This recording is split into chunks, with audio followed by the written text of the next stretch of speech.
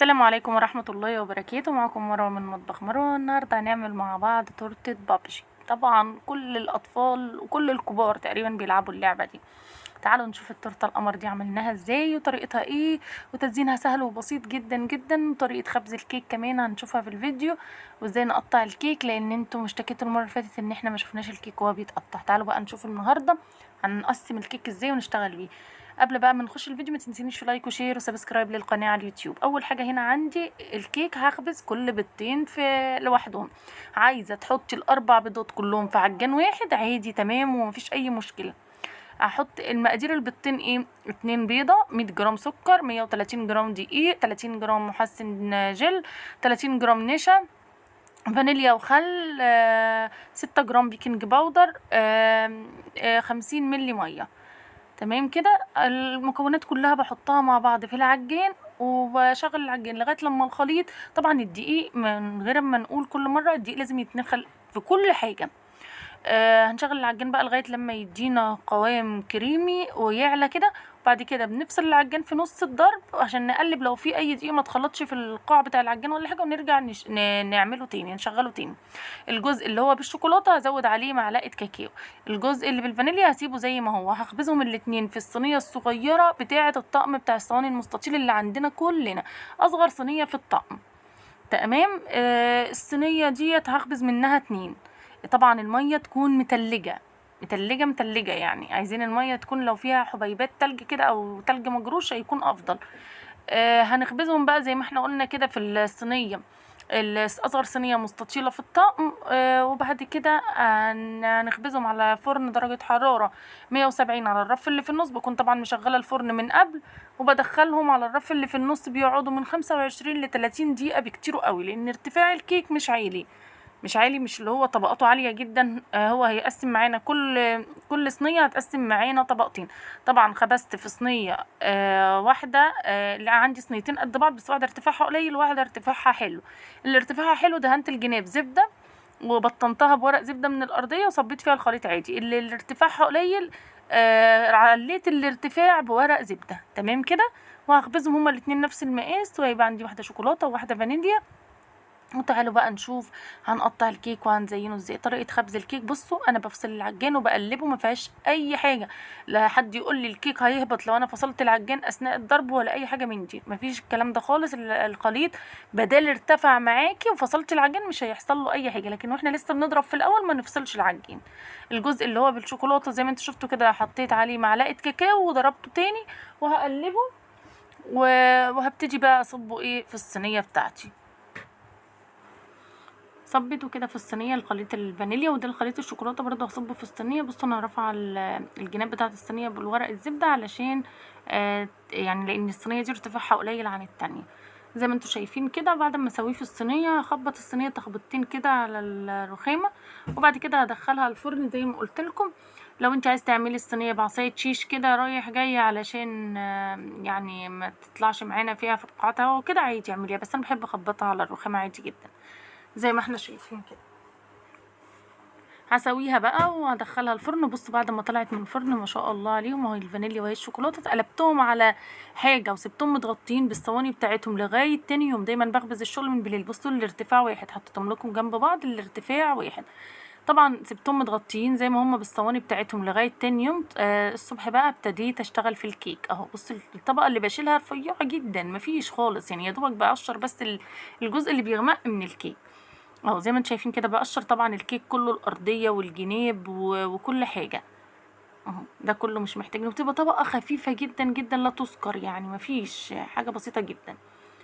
زي ما احنا شايفين كده اقشرها كلها. طبعا ده طريقه تقسيم الكيك لو احنا هنخبز كل بيضتين في صينيه. طبعا ليه بخبز كل بيضتين في صينيه؟ انا طبعا ياما خبزت الاربع بيضات في صينيه واحده عادي جدا.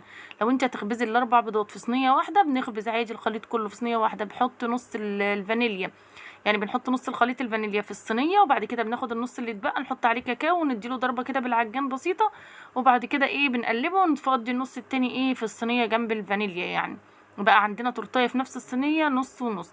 بس انا لقيت ان هي بتاخد وقت اكبر في الفرن. ده اولا، يعني هي بتاخد وقت اكبر في الفرن وهي ارتفاعها عالي لما يكونوا الاتنين كده مع بعض. لما يكون ال4 بيضات في صينيه واحده بتاخد اكتر وقت في الفرن، دي حاجه. والحاجه التانية ما بتدينيش نفس يعني ارتفاع الطبقات. يعني بصوا دولت هيدوني 4 طبقات، واللي هخبزها في صينيه واحده برضه هيديني 4 طبقات، بس ال4 طبقات اللي هم مخبوزين كل بيضتين في صينيه بيدوني 4 طبقات ارتفاعهم عالي جدا. هي بيبقى فيها تعب لو انت عندك عجان واحد، وحتى يعني انا لو عندي عجان واحد برضو هخبز كل بيضتين في صينيه، بس علشان اخد احسن نتيجه يعني هتعب شويه، بس تبقى النتيجه مرضيه. بصوا زي ما انا شفتوا كده، قسمت الكيك زي ما انتوا شفتوا ل4 طبقات، وحطيت الطبقتين على بعض الفانيليا والشوكولاته وقسمتهم بالنص. الجزء اللي من الناحيه دي بالشوكولاته حطيته، يعني حطيت بالتناوب كده، يعني اللي كانت قصاد ديت في الشوكولاته حطيتها قصاد ديت في الفانيليا. تمام. وهبتدي بقى عادي خالص نتعامل زي معامله اي تورته عاديه جدا. حطيت على البورد حته كريمه، وبعد كده حطيت طبقه الكيك الفانيليا وطبقه الكيك الشوكولاته، وابتديت سقيتها بخليط التسقيه شربات خفيف بارد، او للجزء الشوكولاته جناش ومخففاه معلقتين ميه. وهبتدي حطيت الكريمه طبعا ضربناها. الكريمه بتبقى كوبايه ونص كريمه، عليها معلقتين كريم باستري او معلقه ونص كريم باستري، حوالي كوبايه الا ربع او كوبايه على حسب يعني الرغبه في السكر. سكر. وبنحط نص الخليط لبن ونص الخليط ميه.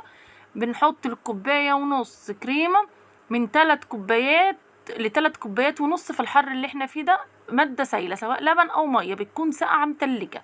نضرب الخليط كله كويس جدا جدا لغايه لما يدينا القوام الكريمي اللي احنا شايفينه دوت. وبعد كده باخد الخليط اخد نص واحط عليه كاكاو او جناش زي ما تحبي، وبقلبه يبقى عندي نص الكريمه شوكولاته ونص الكريمه فانيليا، وببتدي احشي بيها التورته بتاعتي. الجزء الفانيليا زي ما انتوا شايفين كده حشيته وحطيت له من يعني الحشو من جوه جيلو كراميل، والجزء الشوكولاته حطيت له جناش شوكولاته زي ما احنا شايفين كده. طبعا الحشوه دي حسب طلب العميل وحسب رغبتك. بصوا ارتفاع الكيك عالي جدا ازاي، ارتفاع الكيك ممتاز بجد، يعني حلو جدا جدا. احط بقى كل الطبقات كده بالتناوب، يعني واحده قصاد واحده لغايه ما اخلص كل الطبقات بتاعتي. تمام. طبعا انا يعني عايزه اوصل يعني لاحلى حاجه في الكيك زي ما قلت لكم قبل كده، فحتى لو هتعب شويه يعني الموضوع ياخد مني وقت اكبر شويه في خبز الكيك، بس في الاخر هتبقى النتيجه مرضيه ليا وللعميل. يعني الناس بتدفع فلوس علشان تاخد حاجه حلوه، والناس بتدفع فلوس وعايزه الحاجه تبقى حجمها حلو، يعني يناسب عدد الافراد اللي هم عايزينه. فكل ما هتتعبي في شغلك وكل ما تحبي هتطلعي حاجه حلوه جدا، وفي الاخر هترضي نفسك وترضي العميل، وهتبقي مبسوطه جدا. ويعني وهيبقى يعني دي نجاح ليكي ان انتي بتطلعي حاجه يعني تشهد لك، يعني حتى لو هتتعبي فيها شويه. وزي ما احنا شايفين كده خلصت كل الطبقات. هبتدي بقى اسوي الجناب كده بالسكريبر. التسويه بتاعت الجناب دي لو في اي فتافيت من الكيك نازله الكريمه اللي بتبقى طالعه من بين الطبقات دي بتمتصها، يعني اما اجي اجلس ما يبقاش فيه اي فتافيت كيك ولا حاجه. هسقي الجزء اللي فوق كده، وهبتدي دي ادخلها الفريزر شويه. عندي بقيت انا كنت عامله تورتايه يعني فيها لون اورنج فاتح كده، ففضل منها كريمه في نفس اليوم، يعني اليوم بيبقى فيه طبعا كذا تورته، فحبه الكريمه اللي فضلوا طبعا مش هرميهم بما انهم فيهم لون، فمش هينفعوا لاي تورته تانية.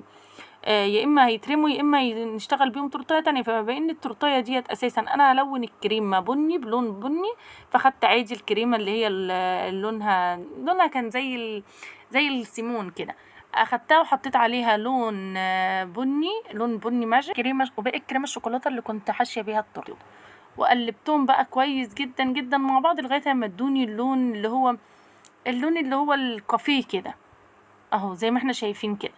وهبتدي بقى اجلس بيه التورته كلها كانت من بره حاجه واحده طبعا، لكن من جوه نصين. معظم التورت بتبقى من جوه يعني نصين، ومن بره بتبقى حاجه واحده اهو زي ما انتوا شايفين كده. هجلس بقى التورته زي ما احنا عارفين الكريمه اللي بتتبقى بنضربها كويس بالاسباتيولا، حتى لو مش كناش هنلونها كنا هنضربها كويس بالاسباتيولا عشان ما يبقاش فيها اي تخريزات، واما نيجي نجلس بيها ما نلاقيش فيها فقاعات هوا ولا الكلام دوت. هجلس كل بقى التورته كده بنفس الطريقه. عايزه اقول لكم ان ارتفاع التورته دي ما بيقفلش على العلبه ابدا. العلبه تقريبا ارتفاعها 13 سنتي، ما بيقفلش عليها، يعني لازم اخلي العلبه مواربه حته كبيره علشان ما تبوظش يعني التورتايه. فما شاء الله كل اللي بياخدها بيبقى مرضي جدا وبيبقى مبسوط قوي قوي. ممكن هتاخد مني كريمة شوية لان الارتفاع عالي، لكن طبعا عدد الطبقات هو نفس الكريمة، لكن في الارتفاع هياخد مني كريمة زيادة شوية، بس ده ما بيفرقش معايا ما دمت وصلت للنتيجة اللي انا عايزاها. يعني هم ما ضربونيش على ايدي ولا قالوا لي اعمليه لنا اعلى يعني من ما احنا شفناها ولا كده، بس انا بحاول كل مره اجرب واوصل، سواء في الكيك نفسه، هشاشته، طعمه، يعني ارتفاعه، بحاول اجرب واوصل لاحسن حاجه ممكن اعملها، علشان يعني ابقى انا مبسوطه جدا بالشغل. بجد بجد كل تورتيه بعملها بليها فرحه كده. يعني طبعا كل تورتيه اما حد بالذات بيقول لي على ذوقك ببقى خايفه جدا، لاني عايزه ذوقي يعجبه. طبعا هو الحمد لله ده هم بيقولوا لي على ذوقك لان هم واثقين جدا ان انا ما دام انت قال لي الكلمه دي يبقى لازم التورتايه يعني تكون احلى حاجه. فيعني مش بفكر ساعتها بقى في الرينج بتاع الفلوس اللي انا اتفقت عليه ولا اي حاجه من دي، لا، كل التفكير ازاي اوصل لاحلى حاجه في الفينش النهائي، لان طبعا الذوق هو الفينش اهم حاجه، لان كل التغليف وكل حاجه يبقى زي اي تورته عادي. كل التورت انا بتعامل معاها هي لو التورتايه ب100 جنيه اعملها نفس معامله 1000 جنيه. مفيش حاجه عندي اسمها الخامه هنا تقل، الخامات هنا تبقى سعرها اقل او الكلام ده، لا لا لا، كله زي بعض. جلست التورته زي ما انتم شايفين كده ودخلتها. انا بعد ما جلستها ما دخلتهاش بقى لسه التلاجة ولا اي حاجه، جبت لون اخضر وحطيت نقطتين 2 كده زي ما انتم شايفين على السكريبر، وهسحب بيه سحبتين. انا مش عايزه التورته يبقى فيها الوان كتير، بس عايزه في نفس الوقت يبقى فيها لون يعني مناسب مع تورته البابجي وكده، بما ان هي فيها اخضر، فانا حطيت لون اخضر غامق كده زي ما انتم شايفين، او سحبت بيه كده داير ما يدور هيديني تجزيعه واللون هيبقى خفيف مش تقيل. هنا بقى كان عندي بسكوت عادي جدا، اي نوع بسكوت ساده تفضلي، فرمته كده، انا فرمته بدقيته كده بالمدق يعني عادي خالص، مش فرمته في الكب ولا حاجه، عشان عايزه يكون فيه حتت ناعمه وحتت خشنه زي كده، علشان يبان ان هو كانه رمل وفيه حتت طوب ولا كده. هنا بقى دي طوبرات بابجي، كنت طبعا طبعاها في اي مطبعه او مكتبه تصوير تكون كبيره او استوديو تصوير، بطبعها على ورق جلوسي او ورق كوشيه، وبقصها بالظبط على يعني بقص بالظبط على الشكل، ما بسيبش فراغات بيضه ولا حاجه عشان يديني شكل حلو. طبعا القصقصه دي لوحدها والله بتحتاج وقت وتمقيق، ويعني عينيا بقعد امقق كده وانا بقص، فيعني بتحتاج وقت، يعني محدش يفتكر ان هي حاجه سهله، لا بالعكس. هنا يعني وظفت كده الصور زي ما انتم شايفين كده، بحيث ان هي تديني شكل حلو وفي نفس الوقت تكون يعني معبرة يعني.